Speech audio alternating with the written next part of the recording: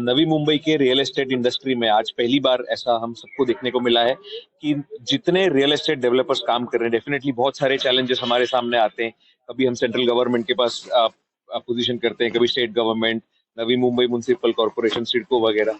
सारे real estate developers ने साथ में आके ये डिसाइड किया है कि हमारे जितने एसोसिएशन है, 10 association together have come on one front today. और ये जो यूनिटी दिखाई है, जो एकता दिखाई है सारे रियल एस्टेट एसोसिएशन के द्वारा, इससे और जितने भारी संख्या में सारे रियल एस्टेट डेवलपर्स ने, अपेक्षा से ज्यादा लोगों ने इसमें आज शामिल होकर जो यूनिटी दिखाई है, मेरे ख्याल से रियल एस्टेट इंडस्ट्री में एक क्रांति लाने वाली आज की जो ओकेजन है, ऐसा इसको मैं कहूंगा। और हमारी इंडस्ट्री के लिए बहुत अच्छा एक कदम, जिससे इंडस्ट्री के आने वाले चैलेंजेस हम सब एक साथ मिलकर सॉल्व करेंगे। लोगों के घरों का जो सपना है, आज एक आम आदमी नवी मुंबई में आता है, उसका एक घर का सपना है, वो कहीं ना कहीं पूरा होना चाहिए, अच्छे तरह से पूरा होना चाहिए। इसलिए हम सब की ये पहल है कि हम सब एक साथ मिलकर लड़कर जो जितने चैलेंजेस हैं गवर्नमेंट के साथ में मिलकर ये जो सॉल्व करने वाले हैं, और नवी मुंबई शहर को सबसे अच्छा शहर हमारे पूरे इंडिया में बनाने की ये कोशिश सारे रियल एस्टेट डेवलपर्स की रहेगी। और इसलिए हम सब जो साथ में आए हैं, मेरे ख्याल से सारे जो डेवलपर्स आज जुड़े हैं, उन सबको मैं अभिनंदन करूंगा, उन सबका शुक्रिया अदा करूंगा। और इसी तरह हमारी यूनिटी जो है एक साथ बनी रहे, और इस शहर को जो हम सिटी ऑफ 21st सेंचुरी जिसको जानते हैं, पूरे इंडिया में एक मॉडल की तरह प्रेजेंट करें, ताकि हमारा शहर जो है अगले लेवल पर जाके बहुत सारी ग्रोथ, बहुत सारा पोटेंशियल जो इसमें दिखता है, वो पूरा अचीव हो सके। और इसके लिए आज हमने पहल की। वेरिफिकेशन चाहिए, जीएसटी है या डेवलपमेंट चार्जेस है, प्रीमियम एफएसआई है, टीडीआर है, क्योंकि बहुत बड़े पैमाने पे जब नवी मुंबई डेवलप होने वाला है तो बहुत सारे इशू भी हमारे सामने हैं।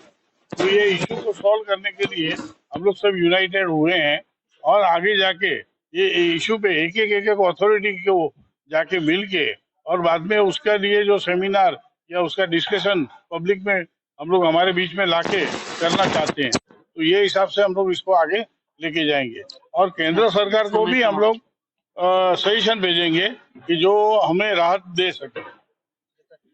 Today's seminar was on information on two subjects. Latest तो एक तो बजट का जो था रिव्यू ऑन रियल एस्टेट, एक वो था, और दूसरा ये था कि GST implication on joint development. सबसे बड़ा आज के इवेंट का ये था कि 10 एसोसिएशन साथ में आके ये इवेंट किया। न्यू मुंबई की सारी एसोसिएशन के सारे डेवलपर्स, इस 10 एसोसिएशन के अगर आप नंबर्स पकड़े तो मोर 500 डेवलपर्स है।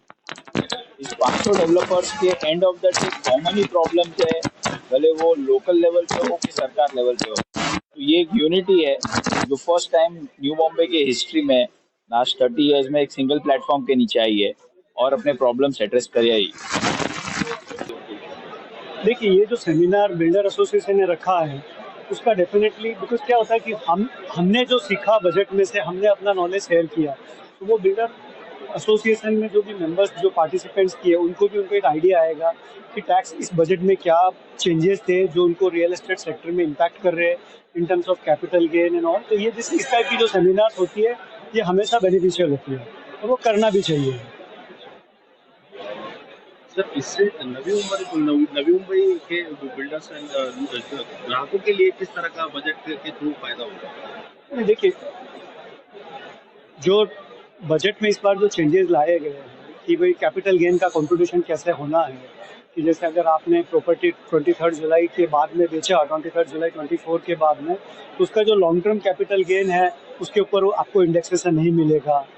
अब हालांकि कल जो बजट के बाद में फाइनेंस मिनिस्टर ने जो पार्लियामेंट में डाला है कि अगर लैंड और बिल्डिंग अगर कोई इंडिविजुअल और एचईएफ सेल कर रहा है, और वो प्रॉपर्टी अगर उन्होंने 23 जुलाई 2024 के पहले एक्वायर किया है, तो उनको इंडेक्सेशन का बेनिफिट मिलेगा। तो ये अगर अपन नवी मुंबई की स्पेसिफिकली बात करते हैं, तो यहाँ पे जितने भी यूनिट होल्डर है, रेसिडेंशियल है, तो अगर उन्होंने किसी ने 23 जुलाई 2024 के पहले अगर समझो प्रॉपर्टी खरीदी है, और अगर वो बाद में जब बेचेंगे और नया प्रॉपर्टी शिफ्ट करेंगे, तो उनको उसका इंडेक्सेशन का बेनिफिट मिलेगा। सो ये बजट का बेनिफिट सब मिडिल क्लास को सबको है।